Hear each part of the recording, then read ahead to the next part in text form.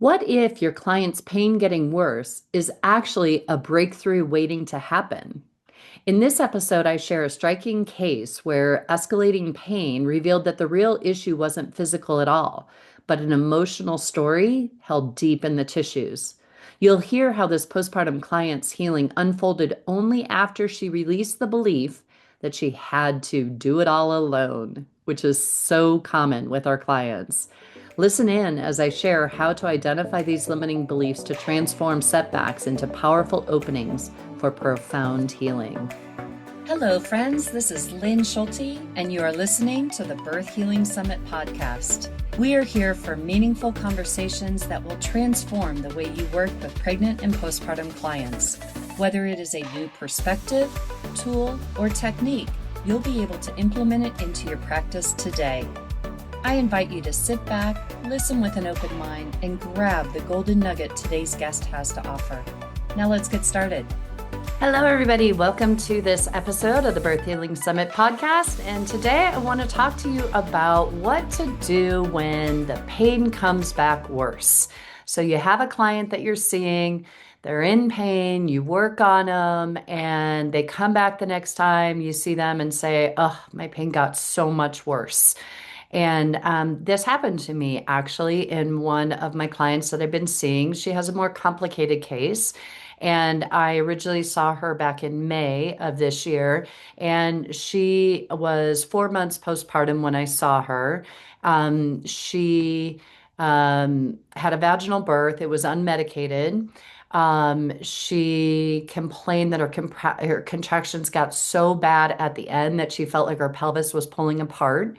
The baby did get stuck in the canal, and she did get him out. She was only pushing for 45 minutes. However, she just felt like that was the worst pain of her entire life. And she does feel like her hips are wider. She doesn't have any bladder leakage or sex is normal, bowel movements are okay. She does have a history of low back and herniated discs, and she's been treated by a chiro in the past. And her current symptoms are shooting pain down the sides of her legs, more the right side than the left. It's worse getting out of bed in the morning, and lifting makes it worse as well. Stretching also makes it worse.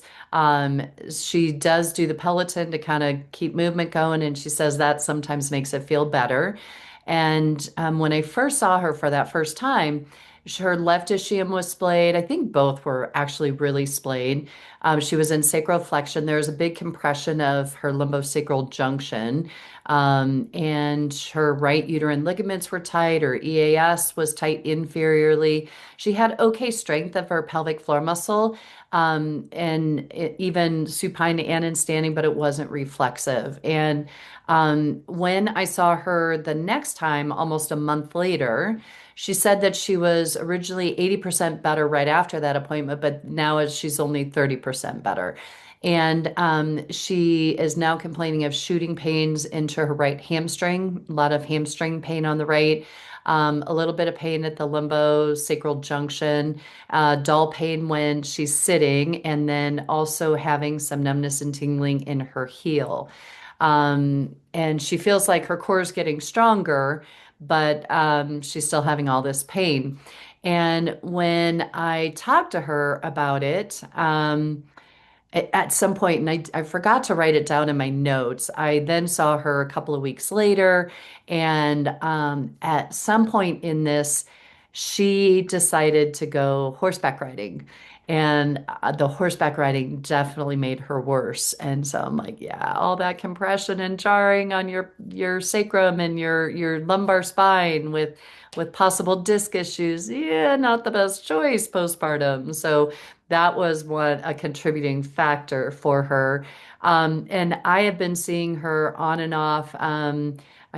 She missed the whole month of August, but then she came back in September, and she's been seeing some other practitioners, and she said her chiropractor felt like it was a piriformis. I'm like, okay, great. Let's listen into your body and see what your body has to say.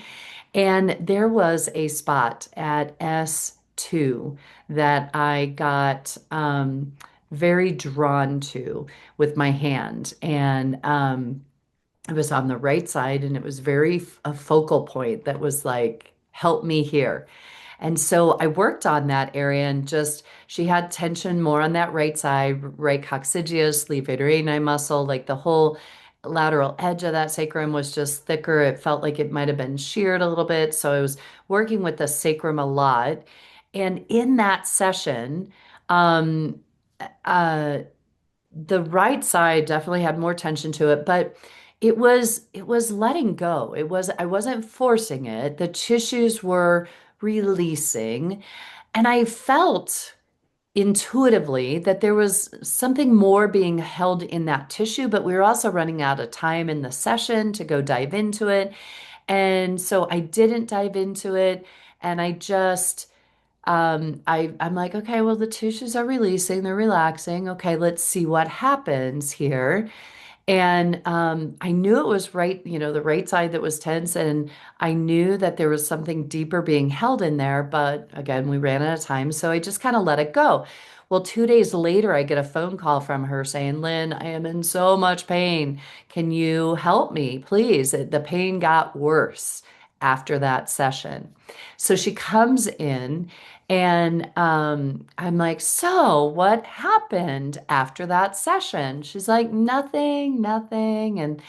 And as we dove into that right side, and started working with what was coming up for her in those tissues, it was around her partner supporting her in her labor. And she didn't feel that he was very supportive during that labor experience for her.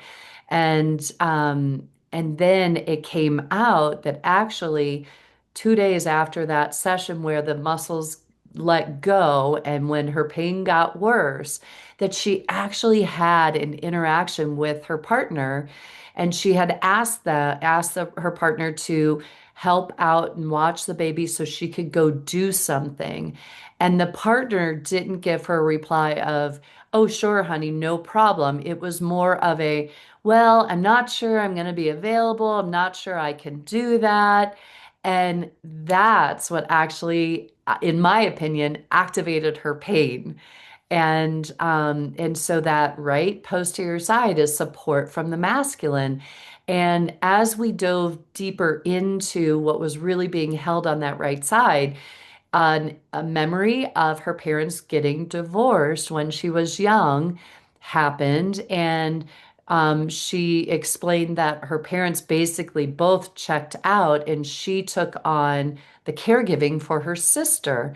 And that was pretty traumatic for her, but she took on the limiting belief that I have to do it all on my own, that I don't get support from the others.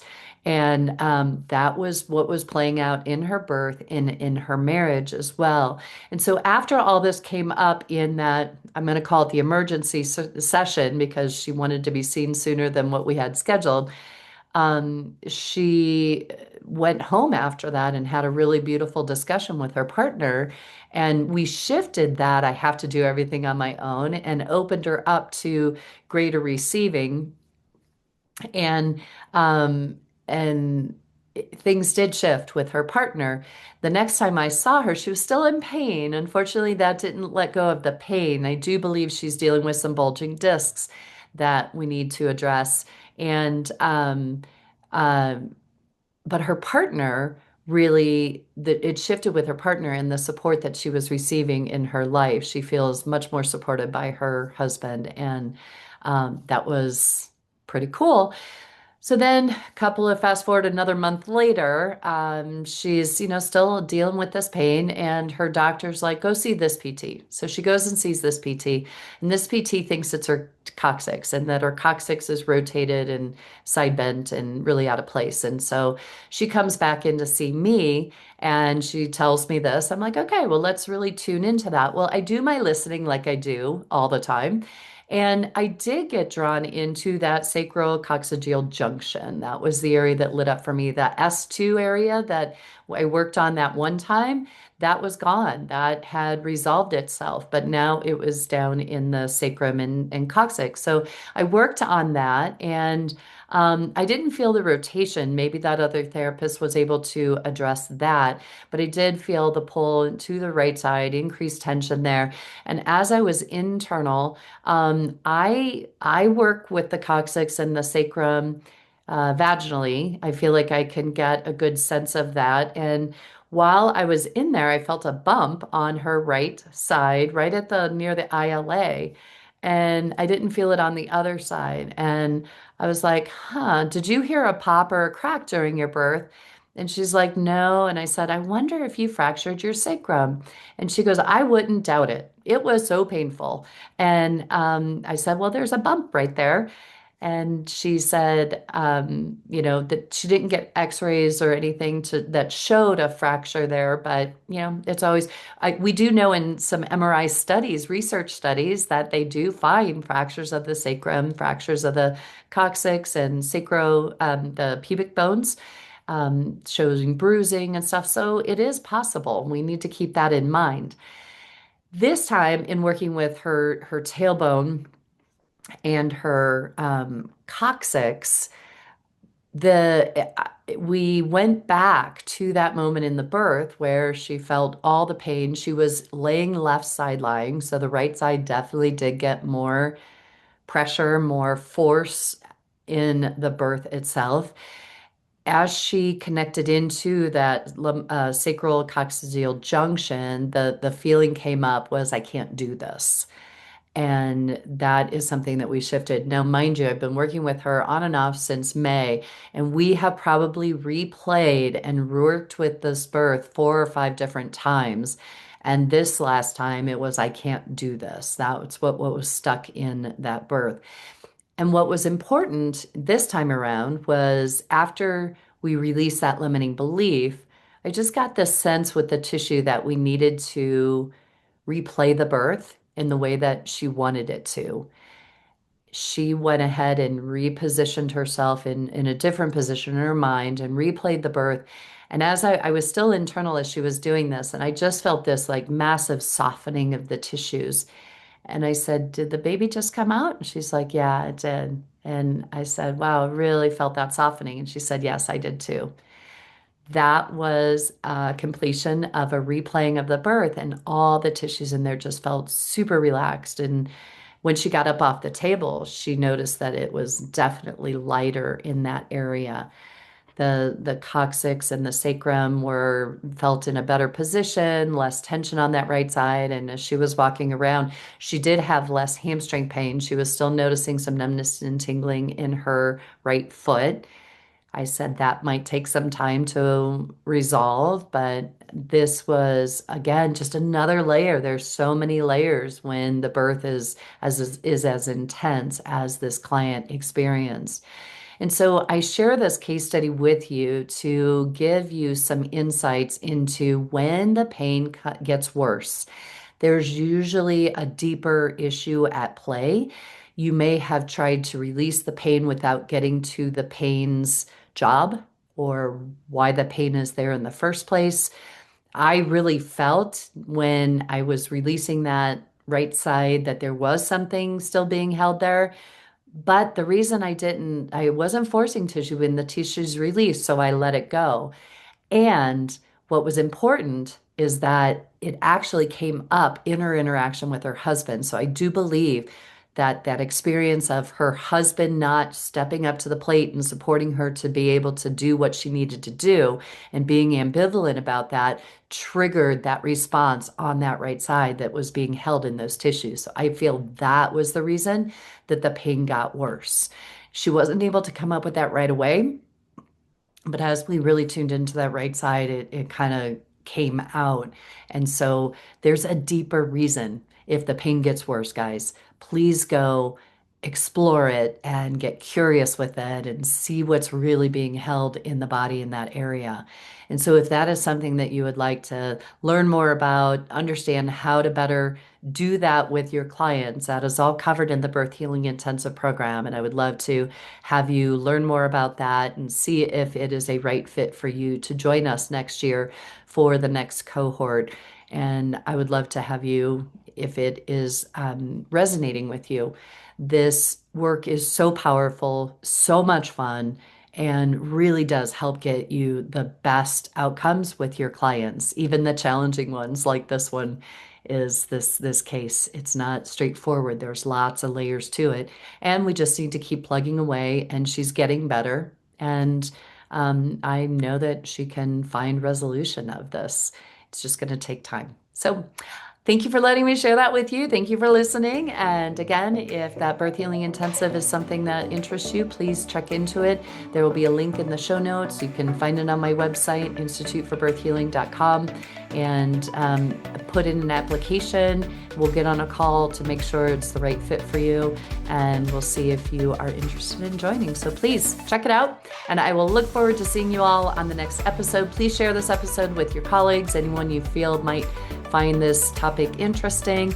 And here is to smoother births, faster recoveries, and not letting the pain get worse. All right, take care, everybody. Bye-bye. Today's podcast was brought to you by the Institute for Birth Healing.